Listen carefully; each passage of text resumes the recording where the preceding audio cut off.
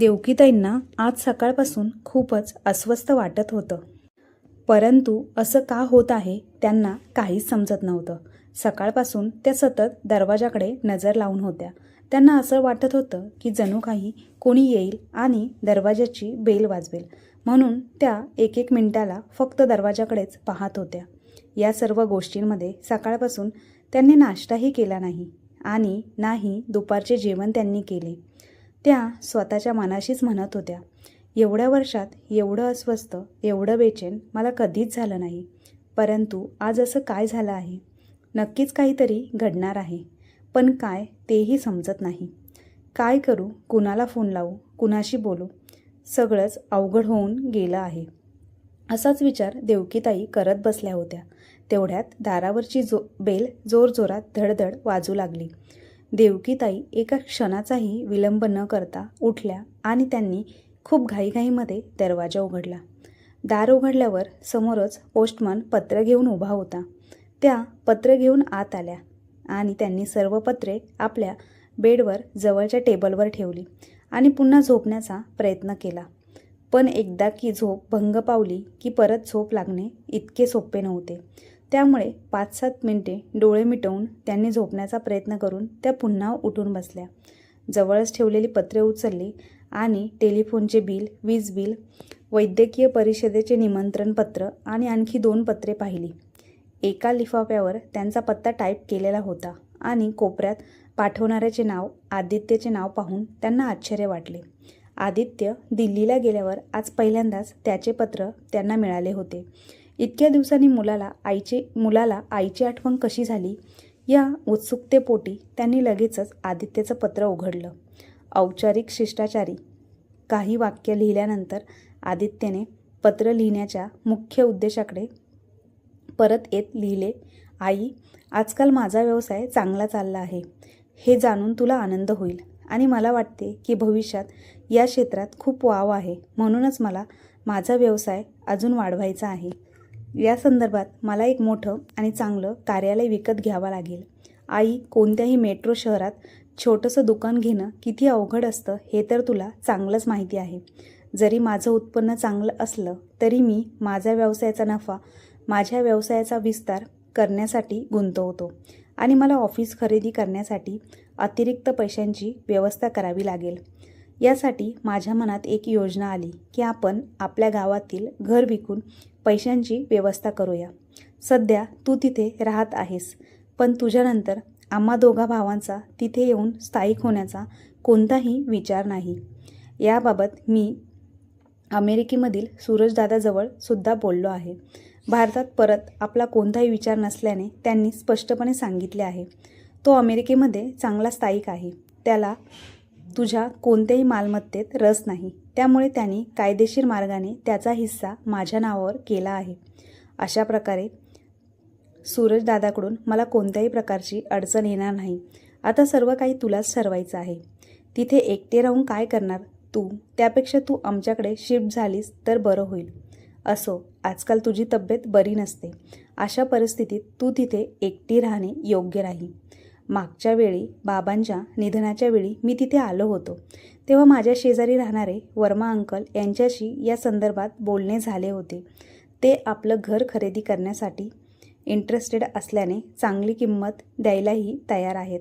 कारण हे घर तुझ्या नावावर आहे, त्यामुळे सर्व कागदपत्रांवर तुझी सही असणे आवश्यक आहे. माझ्याकडे दिल्लीतच सर्व कागदपत्रे तयार झाली आहे, जी मी तुला या पत्रासोबत पाठवत आहे. कृपया जिथे खून केलेली असेल तिथे सही कर आणि सर्व कागदपत्रे मला त्वरित पाठव. मला पूर्ण विश्वास आहे की तू या बाबतीत उशीर करणार नाहीस आणि कोणताही विलंब न लावता तुझ्या सहीसह कागदपत्रे मला पाठवशील. तुझा प्रिय आदित्य. आदित्यचे ते पत्र वाचून त्या आश्चर्यचकित झाल्या. कधी त्या पत्र बघत होत्या तर कधी त्यांच्या कागदपत्रांकडे. आदित्यने सर्व काही त्यांच्याशी सल्लामसलत न करताच ठरवलं. स्वतःच सगळं ठरवलं होतं. घर त्यांच्या नावावर आहे हे सुदैवाने बरे झाले.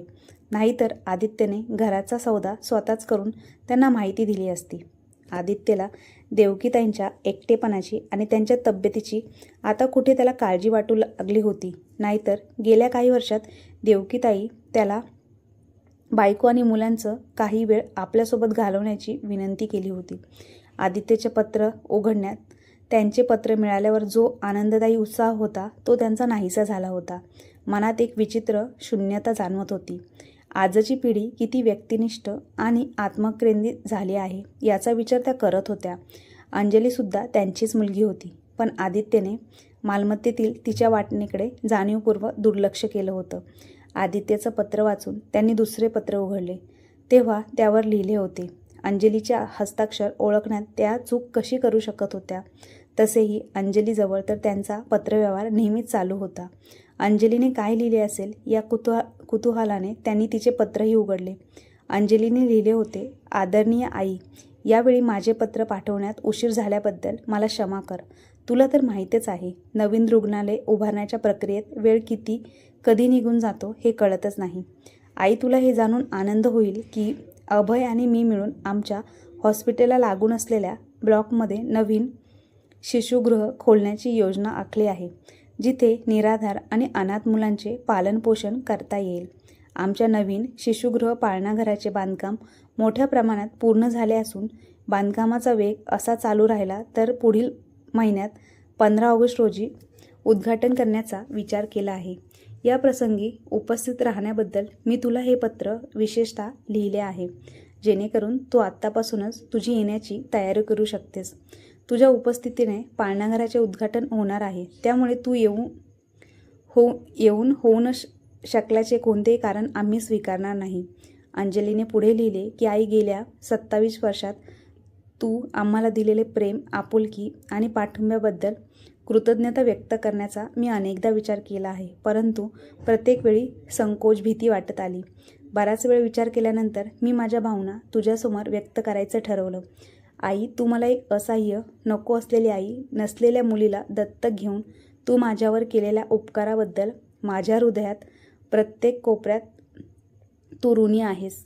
तू मला फक्त आसरा दिला नाहीस, तू मला मनापासून दत्तक घेतलंस, माझी उत्तम काळजी घेतलीस, मला शिकवले आणि डॉक्टर बनवलेस. हे सगळं मी कधीच विसरू शकेन का? तुला स्वतःची 2 मुले असूनसुद्धा मी तुझी जन्मदात्री मुलगी नसून दत्तक मुलगी आहे हे तू मला क्षणभरही कधीही जाणवू दिले नाहीस. माझ्या बालपणीच्या प्रत्येक आठवणी मी अतिशय जपून ठेवल्या आहेस. सूरज आणि आदित्य दादा मला त्रास देत असत तेव्हाही तू त्यांची बाजू न घेता माझी बाजू घेत असायचीस. आई, माझ्या लहानपणी मला नेहमी वाटायचं की तू माझी आई आहेस, पण जेव्हा मला थोडी समज आली आणि सत्य कळाले तेव्हा माझा तुझ्यावरील विश्वास दुगणित झाला. त्या दिवसापासून तू माझी मैत्रीण आणि मार्गदर्शक झालीस.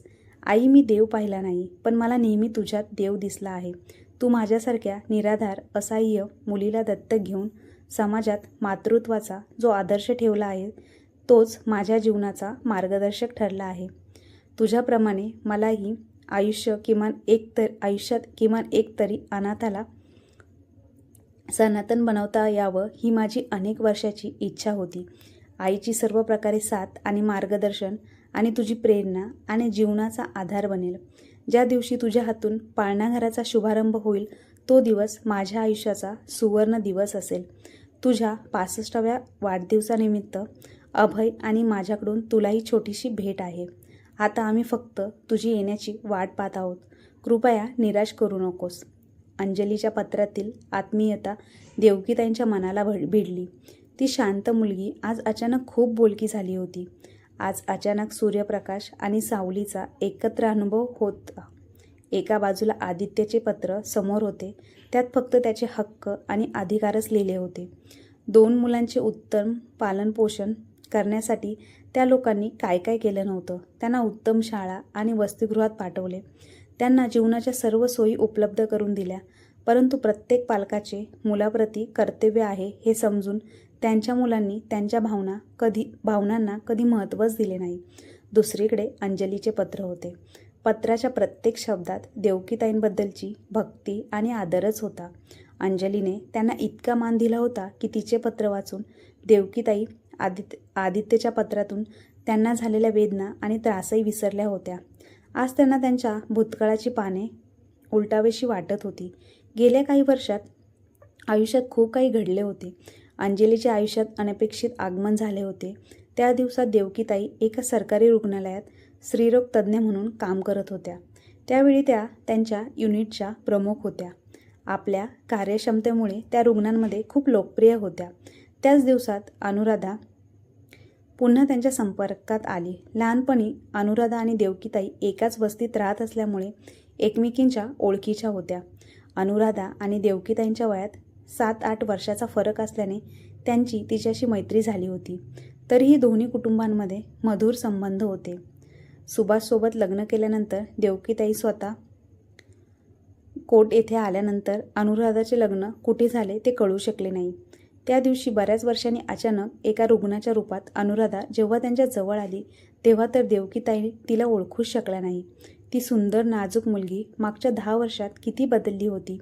अनुराधाला सुद्धा बहुधा अशी अपेक्षा नव्हती की तिची तपासणी करणारी डॉक्टर तिच्या ओळखीची असेल. दोघेही काही क्षण एकमेकींना ओळखण्याचा प्रयत्न करत राहिले. पाहिल्यानंतर अनुराधाने सविस्तर ओळख करून दिल्यानंतर देवकीताईंना सगळं आठवलं. त्यावेळी अनुराधाचा 4था महिना चालू होता. ती खूप अशक्त दिसत होती. खूप अनुराधाकडून हे समोर आलं की गेल्या 4 वर्षात 2 मुलींना जन्म देण्याबरोबरच तिचा पाय घसरून पडल्यामुळे गर्भपातही झाला होता. इतक्या कमी कालावधीत ती पुन्हा एका गरोदर राहिली. अनुराधाच्या चेहऱ्यावर चिंताग्रस्त भाव पाहून देवकीताईने तिच्या समस्येचे कारण विचारले असता तिने सांगितले की तिचा नवरा आणि सासू सासरे तिला 2 मुली झाल्यामुळे खूप त्रास देत होते. एकदा तर त्यांनी स्पष्टपणे सांगितले होते की जर तिने पुन्हा मुलीला जन्म दिला तर ते तिला घराबाहेर काढतील. अनुराधाची दुःखद कहाणी ऐकून देवकीताई विचारात बुडाल्या. अनुराधाताई वारंवार तिचा गर्भपात करण्याची विनंती करत होती, कारण यावेळी तिला मुलगी झाली तर सासू आणि नवरा तिला अजिबात माफ करणार नाही. अनुराधाचे बोलणे ऐकून देवकीताई गंभीर झाल्या, परंतु तिची तपासणी करण्यापूर्वी त्या काही बोलू शकत नव्हत्या. अनुराधाची सखोल तपासणी केल्यानंतर त्यांनी तिला स्पष्टपणे सांगितले की ती 18 आठवड्यांची गरोदर असल्याचे. या अवस्थेत तिचा गर्भपात करणे तिच्यासाठी घातक ठरू शकते. त्या काळात सोनोग्राफी ही प्रचलित नव्हती, ज्यामुळे तिच्या अंतर्गत स्थितीची स्पष्ट तपासणी होऊ शकली असती. मुलगी होण्यासाठी तिचा नवरा आणि सासू सासरे तिच्यावर इतका मानसिक दबाव टाकत असतील, त्यामुळे शेवटी आणखी एक संधी घे. कदाचित यावेळी गर्भपात मुलगा असू शकतो. सुरुवातीला त्यांच्या बोलण्याचा अनुराधावर फारसा परिणाम झाला नाही. ती वारंवार विनंती करत होती की त्यांनी तिचं अबॉर्शन करावं, परंतु जेव्हा त्यांनी स्पष्टपणे तिची विनंती मान्य करण्यास नकार दिला आणि तिला बराच वेळ समजून सांगितले, तेव्हा ती थोडीशी निश्चिंत झाली. देवकीताईंनी तिला असेही सांगितले की तिला काही अडचण असल्याने तिने न घाबरता त्यांच्याकडे यावे. त्यांनी स्वतःहून अनुराधाला आवश्यक असलेली औषधे आणि टॉनिक दिले आणि तिला तिच्या आहाराकडे लक्ष देण्याचा सल्लाही दिला. अशा प्रकारे त्या पुन्हा अनुराधाच्या संपर्कात आल्या होत्या. त्यानंतर अनुराधा वेळोवेळी त्यांच्याकडे तपासणीसाठी येत राहिली. अनुराधाकडून हळूहळू तिच्या कौटुंबिक परिस्थितीची माहिती येत राहिली. अनुराधाने सांगितले की तिचा नवरा घरचा एकमेव कमावणारा होता. त्याच्यावर आधीच आई आणि 2 अविवाहित बहिणींची जबाबदारी होती. तेव्हा तिलाही 2 मुली झाल्या. तेव्हा सासू सासरे आणि नवरा खूप नाराज झाला. ते आपली सगळी निराशा आणि राग अनुराधावर काढत होते. त्यामुळेच प्रसूतीची वेळ जशी जशी जवळ येत होती तसं ते अनुराधाच्या मनात भीती आणि शंकेचे ढग दाटत होते. अनुराधाची शारीरिक स्थिती लक्षात घेता तिचे ऑपरेशन करावे लागणार होते. अनुराधा खूप घाबरली होती. ऑपरेशन टेबलवरही अनुराधा देवकीताईंचा हात धरून पुन्हा विनंती करत होती, ताई, जर मी ऑपरेशन दरम्यान मरण पावले आणि यावेळी पण मला मुलगी झाली तर कृपा करून माझी मुलगी माझ्या कुटुंबाकडे सोपवू नका. माझ्या पहिल्या 2 मुलींप्रमाणे तिने जन्माला येताच अपमान आणि दुरवस्था सामोरे जावे असे मला वाटत नाही. तुमच्याकडे अशी अनेक निपुत्रिक जोडपी येत असतील ज्यांना स्वतःची मुले नसल्यामुळे इतरांची मुले दत्तक घ्यायची असतात. कृपया माझी मुलगी अशा गरजू जोडप्यांच्या स्वाधीन करा, जिथे तिच्या आगमनाचे नेहमी स्वागत केले जाईल. हे बोलता बोलता अनुराधा रडायला लागली. अनुराधाचे बोलणे ऐकून देवकीताईंचे सुद्धा डोळे भरून आले. त्यांनी तिला धीर दिला. अनुराधा, यावेळी मनात कसलेही टेन्शन ठेवू नकोस. बरं, मला खात्री आहे तुला काहीही होणार नाही. तरी मी तुला वचन देते की जर तुला मुलगी झाली तर मी तिचे सर्व प्रकारचे संरक्षण करेन आणि जोपर्यंत तिला दत्तक घेण्यास योग्य कुटुंब सापडत नाही तोपर्यंत मी तुझ्या मुलीला स्वतःकडे ठेवेल. देवकीताईंचे आश्वासन मिळाल्यानंतर अनुराधा एकदम निश्चिंत झाली होती. ती म्हणाली, ताई, मी आयुष्यभर तणावमुक्त आणि निश्चिंत जगू शकेल. नाही, पण आज तुझे बोलणे ऐकल्यानंतर मी निश्चिंतपणे, शांतपणे मरू शकेल. त्यानंतर भूल दिल्याने तिचे डोळे मिटले. ऑपरेशन दरम्यान अचानक रक्तदाब वाढल्याने तिची प्रकृती चिंताजनक झाली. सर्वतोपरी प्रयत्न करूनही तिला वाचवता आले नाही. पण तिची मुलगी नक्कीच सुरक्षितपणे जन्माला आली होती. अतिशय दुःखी मनाने ऑपरेशन थिएटरमधून बाहेर आल्यावर अनुराधाच्या सासूबाईने अनुराधाच्या तब्येतीबद्दल विचारण्याऐवजी पहिला प्रश्न विचारला, काय डॉक्टर साहेब, यावेळेस माझा नातू जन्माला आला आहे ना? जेव्हा त्यांनी नकार दिला आणि अनुराधाच्या मृत्यूची आणि मुलीच्या जन्माची माहिती दिली तेव्हा अनुराधाच्या सासूने स्वतःच्या डोक्यात मारलं आणि म्हणाले, हे देवा, आमचं नशीबच फुटकं आहे. अरे, माझ्या मुलाचे काय होईल? या महागाईच्या जमान्यात तो आपल्या 2 बहिणी आणि 3 मुलींचा भार कसा उचलणार? मग अनुराधाला शिव्या देत म्हणाल्या, ती अभागी स्वतः गेली, पण निघताना ही नवी समस्या आमच्या गळ्यात बांधून गेली. देवाने हिलासुद्धा तिच्यासोबत उचलले असते तर बरे झाले असते. अनुराधाचा नवरा शांतपणे उभा राहून आईचे म्हणणे ऐकून घेत होता. आईची बडबड थांबवण्याची हिंमत त्याच्यातही नव्हती. पण त्याच्या चेहऱ्यावरील भावनांवरून असे वाटत होते की तो आईच्या बोलण्याशी सहमत होता. त्याच्याकडे पाहून असे वाटले की त्याला त्याच्या बायकोच्या मृत्यूचे विशेष दुःखच झाले नाही. त्या लोकांची वृत्ती पाहून देवकीताईंना खात्री पटली की अनुराधाचे म्हणणे बरोबर आहे की तिची सासू आणि तिचा नवरा किती क्रूर आहे ते. खरं तर मुलीला त्या क्रूर हातांच्या स्वाधीन करणे योग्य नव्हते, पण त्यासाठी तिच्या नवऱ्याची मान्यता घेणे आवश्यकच होते. त्यांना अनुराधाची शेवटची इच्छा सांगितल्यानंतर जणू त्या लोकांची स्वतःचीच इच्छा पूर्ण झाली होती. तिच्या नवऱ्याने काही मिनिट आईशी सल्लामसलत केल्यानंतर लगेचच डॉक्टर साहेबांना म्हटलं, डॉक्टर साहेब, हे मूल एखाद्या योग्य व्यक्तीला दत्तक द्या. अशी अनुराधाची शेवटची इच्छा असेल तर मलाही काही हरकत नाही. मी तिच्या शेवटच्या इच्छेचा अनादर करणार नाही. फक्त अनुराधासोबत मुलंही जन्माला येताच आपल्यापासून दुरावले हे समजून मला समाधान मिळेल. माझ्या 2 बहिणी आणि 2 मुलींच्या जबाबदाऱ्या उचलून मी आधीच त्रस्त आहे. आता मी पुन्हा एका आणखी मुलीचा अतिरिक्त भार उचलू शकणार नाही. तिला काही कर्तृत्ववान हातांच्या हाती सोपवलं तर चांगलं होईल, जेणेकरून तिचं भविष्य सुधारेल. नवऱ्याचं म्हणणं ऐकून देवकीताई गंभीर झाल्या. आपल्या मुलीला मुद्दाम सोडून देण्याचा त्यांचा निर्णय नक्कीच अन्यायकारक असला तरी त्याच्या घरची परिस्थिती जाणून घेतल्यानंतर देवकीताई अनुराधाच्या नवऱ्याबद्दल काहीशा नम्र झाल्या. अनुराधाच्या नवऱ्याने आपल्या मुलीशी सर्व संपर्क तोडण्याची कायदेशीर औपचारिकता पूर्ण केल्यानंतर त्या लोकांना हॉस्पिटलमधून बाहेर पडण्याची परवानगी दिली. अनुराधाची मुलगी दिसायला खूप गोंडस आणि सुंदर होती, पण पुरेसं पोषणाअभावी ती अशक्त होती. त्यामुळे तिचा चांगला विकास व्हावा म्हणून तिला काही काळ पाळणाघरात ठेवण्याचा निर्णय घेतला, जेणेकरून तिची योग्य निगा राखता येईल. घरी आल्यानंतरही त्यांचे मन कोणत्याही कामात एकाग्र होऊ शकले नाही. अनुराधा आणि नवजात बाळाची प्रतिमा त्यांच्या डोळ्यासमोर तरळत होती.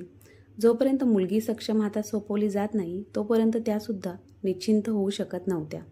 देवकीताईंना खोलवर विचारात पडलेले पाहून त्यांच्या नवऱ्याने त्यांना एकदा दोनदा विचारले, पण हॉस्पिटलमध्ये काही प्रॉब्लेम आहे असं सांगून त्यांनी ते टाळले. दुसऱ्या दिवशी हॉस्पिटलमध्ये गेल्यावर आपोआपच त्यांची पावले चिमुरडीला पाहण्यासाठी पाळणाघरात गेली. देवकीताईंना मुलीजवळ पाहून पाळणाघरातील अनेक नर्स मुली त्या पाळणाघराभोवती जमा झाल्या. सर्वजण एका स्वरात म्हणाल्या होत्या, मॅडम, ही इतकी गोड आणि सुंदर मुलगी आहे की हिला कोणीही दत्तक. त्या क्षणी ती मुलगी रडायला लागली. तिला रडताना पाहून देवकीताईंना तिला लगेच आपल्या मांडीवर घेतलं आणि छातीशी घट्ट मिठी मारली. कदाचित त्या चिमुकल्या जीवालाही आईच्या स्पर्शाची ऊब जाणवली होती, म्हणून ती त्यांच्या कुशीत जाताच एकदम शांत झाली. त्या क्षणी देवकीताईंनी मनाशी ठाम निर्णय घेतला की ते मूल दुसऱ्याच्या स्वाधीन करण्याऐवजी त्या स्वतः दत्तक घेतील. आत्तापासून ती 2 मुलांसोबत एका मुलीची आईसुद्धा बनली आहे. या भावनेने त्यांना शांतता दिली. आपल्या पहिल्या मुलानंतर पुढच्या वेळी आपल्याला नक्कीच मुलगी होईल अशी त्यांनी देवाकडे खूप इच्छा केली होती. त्यावेळी त्यांची इच्छा पूर्ण झाली नाही, पण आज नकळत त्यांची खूप दिवसांची इच्छा पूर्ण केली. अशा प्रकारे अंजली त्यांच्या आयुष्यात आली. सुरुवातीला अंजलीला दत्तक घेण्याचा निर्णय त्यांच्या नवऱ्यालाही विशेष पटला नाही. त्यांनी त्यांना समजवण्याचा प्रयत्नही केला. देवकी, आता आदित्य आणि सूरज मोठे झाले आहेत. मला नाही वाटत की तुझा हा निर्णय आपली मुलं सहजासहजी स्वीकारतील. इतक्या वर्षानंतर ते तिसऱ्या मुलासोबत आपलं प्रेम, आपुलकी सहज शेअर करू शकणार नाही. मग पुन्हा मला वाटत नाही की इतक्या व्यस्त वेळापत्रकात आणि या वयात तू या नवजात बाळाची योग्य प्रकारे काळजी घेऊ शकशील.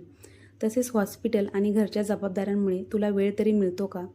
अशा परिस्थितीत ह्या मुलीला दत्तक घेणे म्हणजे योग्य वाटत नाही. अंजलीच्या परिस्थितीबद्दल आणि आपल्या इच्छेबद्दल देवकीताईंनी आपल्या नवऱ्याशी बराच वेळ चर्चा केली. शेवटी त्यांना नतमस्तक व्हावं लागलं. आपल्या नवऱ्याला तर कसं तरी त्यांनी पटवलं होतं, पण या प्रकारावर सूरज आणि आदित्यची प्रक्रिया काय असेल, त्या अनेक दिवस या गोष्टीचा विचार करत होत्या. त्यावेळी दोन्ही मुलं त्यांच्यापासून दूर असल्याने वसतिगृहात शिकत होती. अंजलीच्या येण्याने त्यांना आयुष्यात नवा उद्देश मिळाला. मात्र सुरुवातीला तिच्या संगोपनात काही अडचणी आल्या. सकाळी रुग्णालयात गेल्यानंतर तिच्या उपस्थितीत अंजलीची काळजी घेण्यासाठी विश्वासार्ह आणि कुशल नर्सची व्यवस्था करण्यात, तिच्यासाठी अन्न, कपड्याची व्यवस्था करणे, सुरुवातीला त्यांना अनेक अडचणींना तोंड द्यावे लागले. सूरज आणि आदित्य मोठे झाल्यानंतर जणू काही छोट्या मुलांची त्यांना सवय सुटून गेली होती. पुन्हा सुसूची, रात्रीचे जागणे हे काम सुरू झाले होते. पण थोड्याच दिवसामध्ये त्यांना आपल्या नवीन जबाबदाऱ्यांची सवय पडून गेली. जीवनामध्ये सत्कार्य करण्याचा आनंद त्यांना उत्साहितसुद्धा करू लागला. जेव्हा उन्हाळ्याच्या सुट्टीमध्ये सूरज, आदित्य घरी आले तेव्हा अंजलीला पाहून ते सुरुवातीला खूपच खुश होते. ते तिच्याबरोबर खेळायचे, तिला दूध पाजण्याचा प्रयत्न करायचे, तर कधी त्यांना तिचे लंगोट बदलण्याची सुद्धा खूप मजा यायची. पण काही दिवसानंतर जेव्हा त्यांना जाणवू लागले की आपली आई पूर्ण दिवस अंजलीची देखभाल करण्यात व्यस्त असते, तेव्हा मात्र त्यांना अंजलीचे असणे खटकू लागले. एक वेळ त्यांनी नाराज होऊन सांगितले सुद्धा, आई, एकतर तू पूर्ण वेळ हॉस्पिटलमध्ये व्यस्त असतेस आणि घरी आल्यानंतर अंजलीची देखभाल करण्यामध्ये लागलेली असतेस. आम्ही एवढ्या दिवसातून आता हॉस्टेलमधून आलो आहोत, तर तुझ्याकडे आमच्याकडे लक्ष देण्याची वेळ नाही. तू हिला घेऊन का आली आहेस? तिला तिच्या घरी का पाठवून देत नाहीस? आपल्या मुलांची नाराजी दूर करण्यासाठी देवकीताई प्रत्येक प्रयत्न करत होत्या. एकदा तर त्यांनी आपल्या मुलांना स्पष्टपणे सांगितले की अंजली तिची मुलगी आहे आणि हे घरसुद्धा तिचं आहे, म्हणून तिला परत पाठवण्याचा प्रश्न उद्भवत नाही. तेव्हापासून त्या 2 भावांच्या मनात अंजलीविषयी एक विचित्र निराशा निर्माण झाली होती. ते जसे जसे मोठे होत होते त्याचप्रमाणे अंजलीविषयी त्यांच्या मनात उपेक्षा आणि नाराजी वाढतच होती. त्याच वेळेला अंजलीसुद्धा मोठी होत होती. अंजलीला देवकीताईंनी चांगल्या स्कूलमध्ये टाकले. अंजली अभ्यासामध्ये खूपच हुशार होती. ती प्रत्येक क्लासमध्ये नेहमी पहिल्या क्रमांकाने पास होत असे. त्यांना नेहमी असे वाटत होते की त्यांच्या 2 मुलांपैकी एक तरी त्यांचा व्यवसाय सांभाळावा. आदित्य MBAमध्ये ॲडमिशन घेतले आणि सूरजने इंजिनिअरिंग करण्याचा निर्णय घेतला. दोन्ही मुले सुरुवातीपासून हॉस्टेलमध्ये राहिल्यामुळे आपल्या परिवारासोबत त्यांचा दुरावाच होता. आपल्या माणसांची त्यांना जास्त ओढ राहिली नाही. आता कधीकधी तर मुलांना लहानपणापासूनच हॉस्टेलमध्ये ठेवण्याचा निर्णय घेतल्याचा त्यांना पश्चाताप होत होता. पण आता काय होणार होते? सुभाषरावसुद्धा आपल्या बिझनेसमध्ये नेहमी व्यस्त असायचे. मुलांचे पालनपोषण करण्यामध्ये कोणत्याही प्रकारे कमी राहायला नको एवढाच त्यांचाही प्रयत्न असायचा.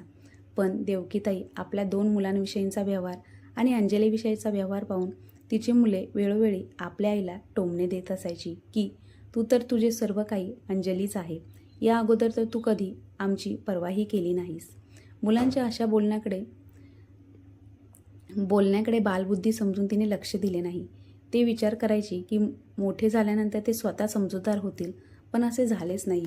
MBA केल्यानंतर सूरजला तर कोणत्या तरी मल्टीनॅशनल कंपनीमध्ये चांगली नोकरी मिळाली होती आणि काही महिने मुंबईमध्ये राहिल्यानंतर तो अमेरिकेला निघून गेला. परदेशात गेल्यानंतर तो तिथलाच होऊन गेला. तिथल्या मराठी मुलीबरोबर लग्न करून आपल्या लग्नाचे फोटो फक्त इकडे पाठवून आपण घेतलेल्या निर्णयाची फक्त त्याने सूचना दिली होती. आदित्यने सुद्धा इंजिनिअरिंग पूर्ण केल्यानंतर दिल्लीमध्ये एका मोठ्या कंपनीमध्ये ट्रेनिंग घेतल्यानंतर स्वतःची फॅक्टरी उभारली होती. त्यानेसुद्धा दिल्लीमध्ये आपल्याच आवडीच्या मुलीबरोबर लग्न केले. अंजलीनेसुद्धा मेडिकलमध्ये ॲडमिशन घेऊन उच्च शिक्षण घेण्याचा निर्णय घेतला होता. MBBS केल्यानंतर ती गायनॉकॉलॉजिस्ट झाली. त्याच दिवसांमध्ये अचानक सुभाषरावांना हृदयविकारांचा झटका आला. त्यांना लगेच हॉस्पिटलमध्ये भरती करावे लागले. सुभाषरावांची एन्जिओग्राफी झाल्यानंतर एन्जिओप्लास्टीसुद्धा झाली. तरीसुद्धा त्यांना वाचवण्यात अपयश आले. दोन्ही मुलांना क्रमशः अमेरिका आणि दिल्लीत राहणाऱ्या मुलांना ही बातमी देण्यात आली. सूरजने तर एक महत्त्वाचे काम असल्याचे कारण पुढे करून येण्यासाठी नकार दर्शवला. हा आदित्य ऑपरेशनच्या वेळेला नक्कीच उपस्थित होता. तो सुद्धा 2-3 दिवस राहिल्यानंतर जरुरी काम आल्यामुळे परत दिल्लीला निघून गेला. ऑपरेशन झाल्यानंतर पुढचे 5 ते 6 दिवस सुभाषरावांची तब्येत ठीक होती. त्यानंतर अचानक त्यांची अवस्था खूपच वाईट झाली.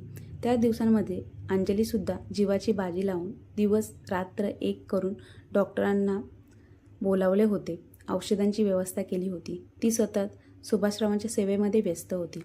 अंजलीच्या सेवेने आता देवकीताईंच्या नवऱ्याचे सुभाषरावांचे मनसुद्धा जिंकले होते. त्यांनी आपल्या शेवटच्या क्षणी देवकीताईंचा हात हातात घेऊन एवढेच म्हणाले की देवकी, अंजलीने जी माझी सेवा केली आहे तशी सेवा माझी मुलेसुद्धा करू शकली नाहीत. सुभाषरावांना तर त्यांच्या मरणाऱ्या बापांपेक्षा महत्त्वाचे काम आदित्यने त्याची औपचारिकता पूर्ण केली आहे. पण तो सुद्धा 2-3 दिवसात परत गेला. कधीकधी तर मला हाच विचार करून भीती वाटते की जर अंजली आता आपल्याजवळ नसती तर आपली काय अवस्था झाली असती. आता मी जाता जाता तरी निश्चिंत आहे की भले आपली मुले आपल्याजवळ नसतील, पण आपली मुलगी प्रत्येक सुखदुःखामध्ये नेहमीच आपल्याबरोबर राहिली. खरं तर अंजलीला स्वीकारण्याचा तुझा निर्णय खूप योग्य होता. सुभाषरावांचे हे बोलणे ऐकून त्यांच्याजवळ उभ्या असणाऱ्या अंजलीच्या डोळ्यातसुद्धा पाणी आले. तिला या गोष्टीमुळे खूप बरे वाटले की शेवटच्या क्षणी का होईना परंतु बाबांनी मला स्वीकारले. सुभाषराव गेल्यानंतर देवकीताईंच्या जीवनामध्ये खूप मोठी पोकळी निर्माण झाली होती. शारीरिक दुर्बलता आणि मनातील दुःख